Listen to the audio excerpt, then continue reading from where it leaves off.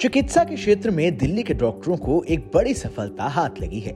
दिल्ली से एक ऐसा मामला सामने आया है जहां एक व्यक्ति के दोनों हाथों को ट्रांसप्लांट किया गया है। दिल्ली के सर गंगाराम अस्पताल में राजधानी दिल्ली का पहला बाइलेटरल हैंड ट्रांसप्लांट यानी कि दोनों हाथों का ट्रांसप्लांट हुआ है। दिल्ली के रहने वाले राजकुमार अक्टूबर 2020 में नांगलोई रेलवे ट्रैक के पास अपनी साइकिल से गुजर रहे थे। तभी साइकिल का संतुलन बिगड़ गया और वो रेलवे ट्रैक पर गिर पड़े।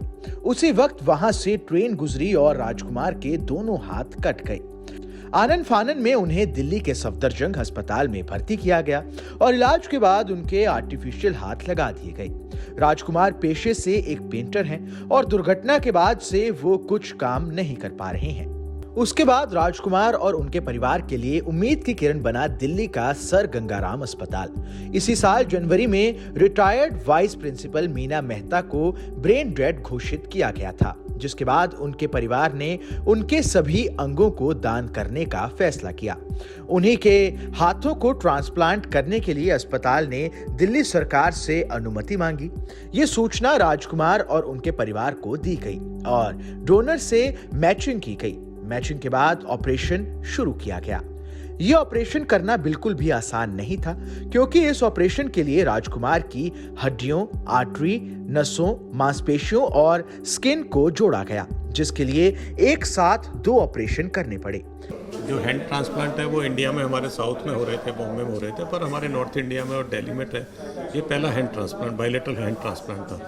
तो हमारे लिए बहुत चैलेंज था, क्योंकि इसमें बहुत ज़्यादा प्लानिंग की और बहुत कॉम्प्लेक्स सर्जरी है, क्योंकि टाइमिंग बहुत लिमिटेड होता है। क्योंकि जहाँ से हम हाथ निकालते हैं जिस डोनर का और जहाँ से लगाना है वो सारा प्रोसेस हमको 4 से 5 घंटे में कंप्लीट करना पड़ता है, नहीं तो वो हाथ ख़राब हो जाएगा। तो ये एक चैलेंज होता है टाइम का।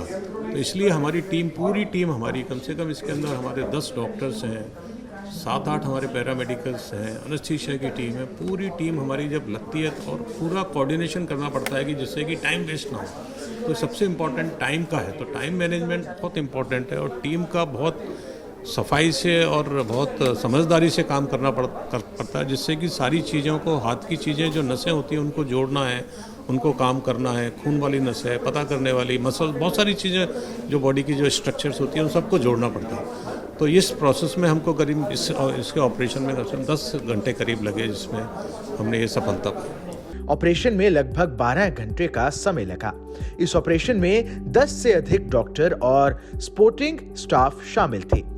ऑपरेशन के बाद 6 हफ्ते तक राजकुमार को अस्पताल में रखा गया, जिसके बाद उन्हें अस्पताल से डिस्चार्ज किया गया।